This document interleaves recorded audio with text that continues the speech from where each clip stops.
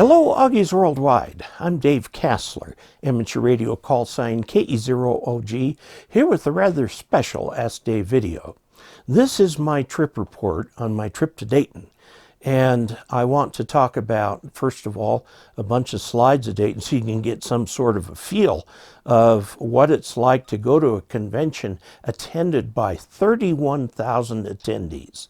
The event was held near Dayton in a town city called Xenia, Xenia, and it was at the Greene County Fairgrounds, which is a pretty large space. It has a bunch of exhibit buildings that are quite large, and it has a racetrack.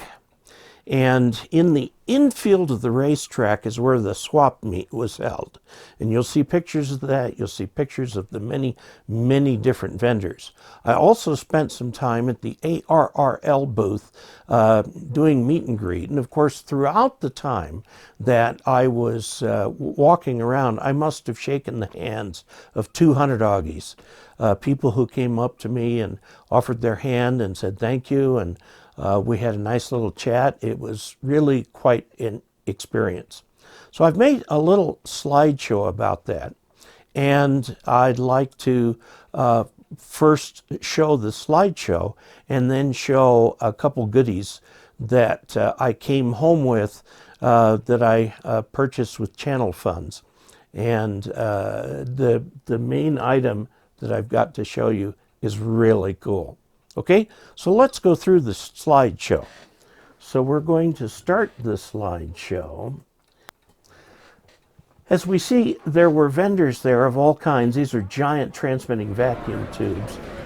Tower manufacturers, they had cables of all kinds here. The ham radio outlet was there. West Mountain Radio, Epic Powergate. This is from West Mountain Radio.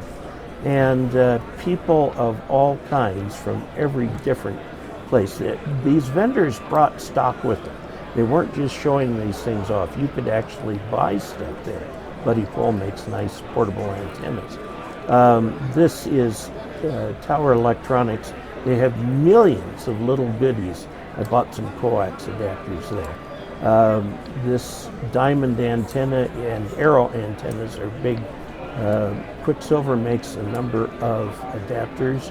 Yaesu was there in force with people who could speak English really well, so they really showed off their products well. This is Gigaparts, Heil Sound. This is coax, Bioenno Power is batteries. All sorts of everything. These are two of the Augies. And we go on through here. Here is one of the forums where people were showing things off. This can be used, by the way, as a thumbnail. Right here, that one.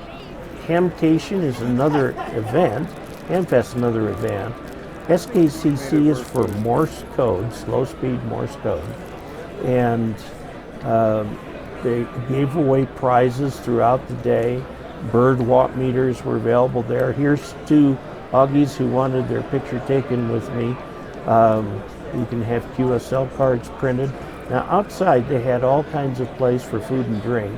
These are Go boxes, CW Operator Club, Nuts and Bolts is a magazine, and some Linux people, QRP Quarterly, all sorts of things going on. Ham Radio Deluxe is software. Tapper does digital stuff. Quarter Century Wireless is an association.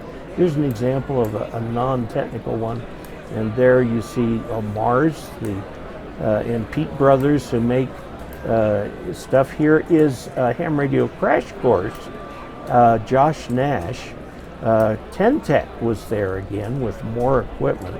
Some things of people who, these people refer people to my stuff. They also write their books about ham radio. The Voice of America is a museum, a big one. The RCA of America, Radio Club of America. Here's Elecraft, the KX3. They're talking about Radioddity was there. Microphones by INRAD. Spider Beam is the Hex antenna. This is the actual people who build one. Here's some end-fed, original end-fed antennas. MFJ had a huge booth, as usual. Now, Martin Jew was not there because he's had a family event he was at. He's also had some health problems recently. But look at all these stuff that you can get there. It just goes on and on and on. All the things that you can buy at MFJ. Just very, very well done. RNL is there. Here's a DXpedition telling you about what they're doing. The world DX Engineering had a huge display in there, and they were selling stuff like crazy.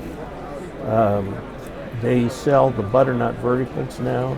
Here's one of their antenna switches. This is the store where people were buying things. You had to line up, and these are some of the people that are there. And I had a chance to interview Tim Duffy while I was there. Unfortunately, I messed up the video for that. Step IR makes my vertical antenna. These are very high-end antennas. Here is Shack in a Box, where they will take off-the-shelf stuff and put them into a box. Amateur radio, digital communications, some keys. There were several key vendors there for Morse code keys. And of course, AMSAT. AMSAT was there in force with the big. Now here's Arrow antennas. They make wonderful. Now this is the guy from Bridgecom Systems that I have worked with before. The Battleship New Jersey has an event station on it. Amateur Television Network. Wolf River Coils was there. And Bengali Keys was there, but they weren't the only key vendor. There were quite a few people there. Tower Electronics had a big outside area. Now we're walking through the Hamfest part of it. This is on the in the infield of the racetrack. Old TR4C, boy, that was a classic model. At the flea market, various types of radios. People looking at everything, kicking the tires, seeing what they can buy. I mean, there's just about every possible thing available there that you might want. And they had all kinds of stuff. I actually didn't buy anything. Oh, these are two of my young Augies. Here's an old Swan radio, very popular. That is the very first transmitter I had. I never could get it to work. Sometimes the stuff was more modern. A lot of the older Kenwood stuff, if you wanted to buy old videos, and repurpose some of these. Here's some UHF antennas, tubes, new old stock tubes still in the box. Bunches of different kinds of stuff. This is an R390. Look at the gearing in there. Man, that's for the tuning. That is fantastic. Another TR4C. All sorts of used equipment out there. The X60s are old Heath kits. Again, more tubes that are out there. These are old, new in box tubes. New, old, old, new. Million different things that you could buy. Some people had stuff stacked to the ceiling, pieces of coax. How do you know those are good? You don't. That's why I recommend new coax. But and there was art out there too. Jim Lim antennas. People just walking through there like crazy, yakking. After all, amateur radio is a license to talk, and lots of stuff out there that you can pick and choose. A big iMac electron tube. Clock. Oh, look at those beautiful old clocks. And there's an old Elenco power supply, a Hytera. These are Hallicrafters, actually. That is a very old 1920s era piece of gear. Here is an example of a workshop for youth. They actually could make things. This ancient HW7, I used to have one of those. It was a QRP rig. Look at those antennas. Here's another set of antennas. These go with the display of trucks and stuff that are filled with radios. You can see kind of the infield there. There's a Collins Collectors Association. They publish a magazine. Here's the ARRL booth. You could join and renew. They had all their books there, t-shirts, things like that. And this is one of the places I stood for an hour, both Friday and Saturday, to meet and greet. And of course, that's Steve Goodgame, who is the guy in charge of the new Learning Center next to me. And that is the end of the slideshow. Okay, I want to show you something that I picked up there.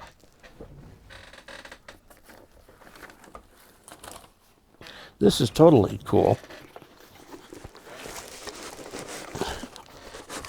This is something I've never had.